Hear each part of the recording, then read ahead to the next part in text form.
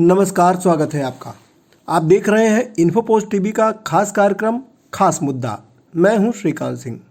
आज का खास मुद्दा है देशद्रोही कौन। दरअसल बार बार देखने में आता है कि जो भी सरकार की नीतियों की खामियां बताता है और उससे संबंधित मुद्दे उठाता है, उसके खिलाफ देशद्रोह का मामला दर्ज कर लिया जाता है। लेकिन मजीठिया बेज बोर्ड मामले में सुप्रीम कोर्ट के आदेश की अवमानना करने वालों के खिलाफ FIR तक दर्ज नहीं होती। सरकार की नीतियों पर कुछ भी बोलने पर टुकड़े टुकड़े गैंग का सदस्य, खालिस्तानी, अर्बन नक्सल आदि आदि न जाने क्या क्या बता दिया जाता है। शायद इसीलिए शिरोमणि अकाली दल प्रमुख सुखबीर सिंह बादल ने कहा है कि देश में बीजेपी असली टुकड़े टुकड़े गैंग है, क्योंकि बीजेपी ने राष्ट्रीय एकता को टुकड़ों में तोड़ दिया है, बेशर्मी से मुसलमानों के खिलाफ हिंदुओं को उकसाया है और अब अपने सिख भाइयों के खिलाफ ऐसा कर रही है।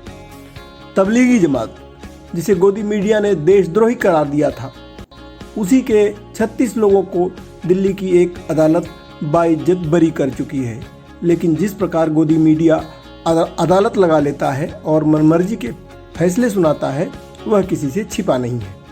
शर्मनाक तो यह है कि जिस चीन के उत्पाद का बहिष्कार किए जाने की बात की जाती है, उसी के प्रोडक्ट का उद्घाटन करने हमारे देश के बड़े बड़े कर्णधार पहुंच जाते हैं।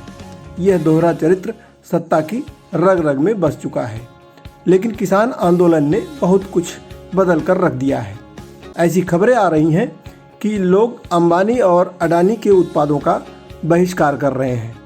मुकेश अंबानी की कंपनी जियो तो किसान आंदोलन से बैकफुट पर आ गई है। आपने शायद मोदी जी की चाय बेचने वाली तस्वीर नहीं देखी होगी, लेकिन मैंने भी नहीं देखी है। आपके पास यदि कोई तस्वीर है तो शेयर कर सकते हैं। लेकिन गूगल के भंडार में मोदी जी की जियो सिम बेचने वाली तस्वीर सुरक्षित है। वही जियो सिम जिसकी किसान होली जला रहे हैं। लेकिन सरकार कहती है कि किसान आंदोलन थोड़े से किसानों की बात है जो सिर्फ पंजाब के हैं। अगर ऐसा है तो तेलंगाना के किसान जियो के सिम की होली क्यों जला रहे हैं?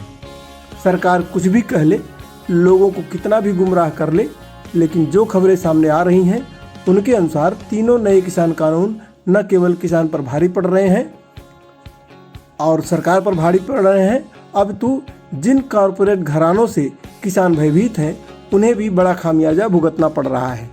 तो क्या देश भर के सभी नागरिक देशद्रोही हैं? अगर नहीं तो असली देशद्रोही कौन है? आप हमें कमेंट करके जरूर बताएं। खास मुद्दा में आज इतना ही। हम फिर हाजिर होंगे एक नए मुद्दे के साथ। तब तक के लिए श्रीकांत सिंह को दीजिए इजाज़त। नमस्कार। आपको एक गीत के साथ छोड़कर जा रहे हैं। नमस्कार। चमन कर दिया हमने किस के हवाले वतन कर दिया। हिंदू मुस्लिम में वो दोस्ती ना रही, इसलिए मुल्क में अब खुशी ना रही। जिस तरफ देखिए आग नफरत की है, चेहरे पर अब किसी के हंसी ना रही। खत्म ईद और होली मिलन कर दिया हमने किस के हवाले वतन कर दिया। कितना वीरान उसने चमन कर दिया हमने किस के हवाले वतन कर दिया।